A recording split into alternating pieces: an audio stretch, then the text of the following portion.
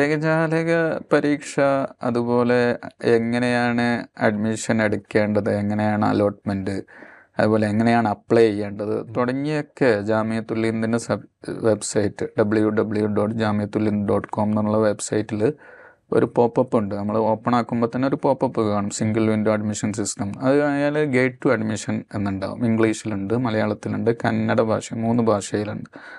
അപ്പോൾ അതിൽ നമ്മൾ പരീക്ഷയെക്കുറിച്ച് എല്ലാം പറയുന്നുണ്ട്. 75% സ്കൂൾ ടെക്സ്റ്റ് ബേസ്ഡ് ആയിരിക്കും, 25% റിലീജിയസ് ഇസ്ലാമിക് ക്വസ്റ്റ്യൻസും അതുപോലെ പ്രാസ്ഥാനിക ചോദ്യങ്ങളും ആയിരിക്കും.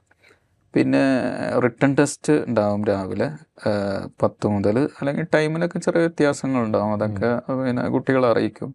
ഉച്ചയ്ക്ക് ശേഷം ഒരു ഇൻ്റർവ്യൂ ഉണ്ടാവും. ഇൻ്റർവ്യൂവിലും പ്രധാനമായിട്ട് ഇത് PGക്കും PhDക്കും ഉള്ള ഇൻ്റർവ്യൂ അല്ലല്ലോ, ചെറിയ കുട്ടികളല്ലേ.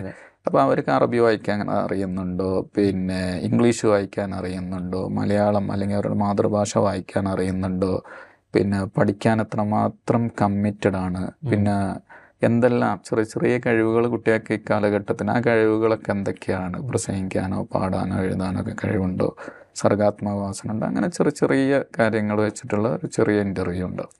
അപ്പോൾ ഈ 2 പ്രോസസ്സിലൂടെ കടന്നു പോകുന്ന ഒരു പരീക്ഷയാണ് ഉണ്ടായത്.